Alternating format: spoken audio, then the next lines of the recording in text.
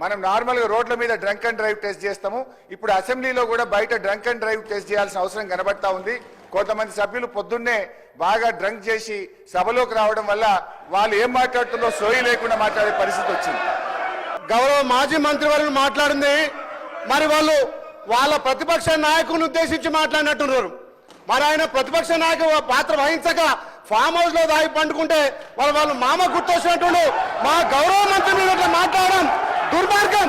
మా గౌరవ మంత్రి గారు మంత్రి పదవికి త్యాగం చేసిన వ్యక్తి ఇవాళ మీ ప్రతిపక్ష నాయకులు ఫామ్ హౌస్ లో పండుకుంటే సభను అవగాహనపరిచే విధంగా తాగబోతుంటున్నావు అంటే మీకున్న అలవాటు మాకున్నాయని చెప్పి మీరు అంటున్నారు.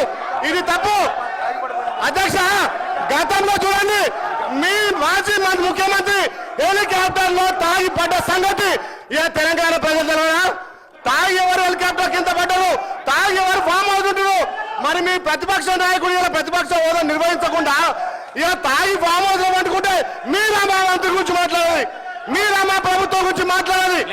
గౌరవం కోమటిరెడ్డి వెంకటరెడ్డి గారు మంత్రి గారు మంత్రి పదవి త్యాగం చేసిన వ్యక్తి, ఆయన గురించి మీరు మాట్లాడే నైతిక విలువలు మీకు లేవు అధ్యక్ష.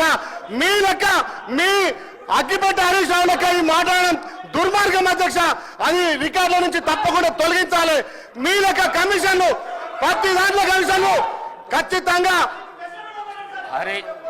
అధ్యక్ష తెలంగాణ కోసం వాళ్ళు డ్రామా ఆడితే మంత్రి పదవి త్యాగం చేస్తారు కోమటిరెడ్డి వెంకటరెడ్డి గారు.